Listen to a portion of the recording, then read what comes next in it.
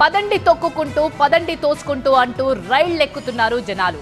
నానా ప్రయాసాలు పడి ప్రయాగ్రాజ్ వెళ్లే ట్రైన్స్ ఎక్కిస్తున్నారు. ఆ తర్వాత నానా అవస్థలు పడుతున్నారు.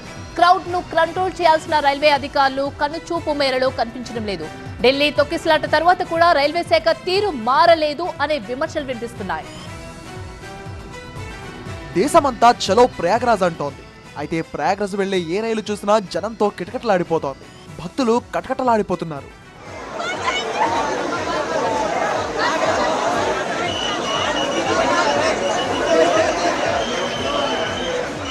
రైల్లో ఎక్కడానికి లేదు, దిగడానికి అస్సలు వీల్లేదన్నట్లుంది సిచ్యువేషన్. రైలు బోగిల్లో ఇసుకేస్తే రాలనంత జనం కనిపిస్తున్నారు. నిలబడ్డానికి కూడా చోటు లేకపోవడంతో కొంతమంది శోష వచ్చి పడిపోతున్నారు.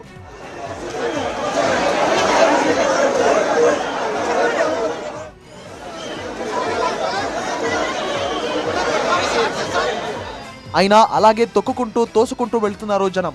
రైల్లో ఉండలేక కొందరు కిటికీల్లో నుంచి దూకి పారిపోతున్నారు.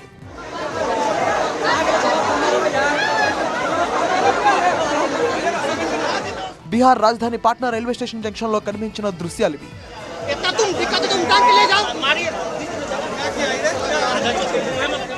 ఇక ప్రయాగ్రాజ్ రైల్వే స్టేషన్ వచ్చిపోయే భక్తులతో కిక్కిరిసిపోయింది. అటు ప్రయాగ్రాజ్ కుంభమేళా ప్రాంతంలో విపరీతమైన రద్దీతో భారీ ట్రాఫిక్ జామ్లు ఏర్పడుతున్నాయి. దీంతో వేలాది వాహనాలు నత్తనడకన సాగుతున్నాయి. ట్రాఫిక్ లో ఇరుక్కుపోయిన భక్తులు నరక యాతన అనుభవిస్తున్నారు.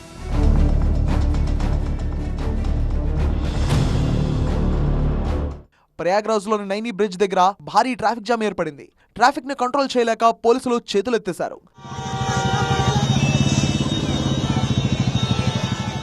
ఇక కుంభమేళా ఏర్పాట్లపై విమర్శలు గుప్పించారు సమాజ్వాదీ పార్టీ అధ్యక్షుడు అఖిలేష్ యాదవ్.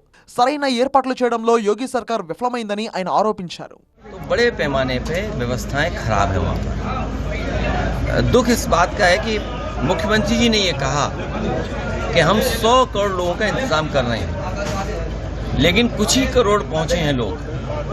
सब व्यवस्था खराब हो गई, भगदड़ मची, लोगों की जान गई, किसकी जान गई अभी तक सूची नहीं आई, कितनों की जान गई ये सूची नहीं आई।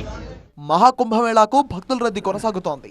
ఇప్పటి వరకు 51 కోట్ల మందికి పైగా భక్తులు త్రివేణి సంగమంలో పుణ్యస్నానాలు ఆచరించారు. ఈ నెల 26 వరకు మహాకుంభమేళా కొనసాగనుంది.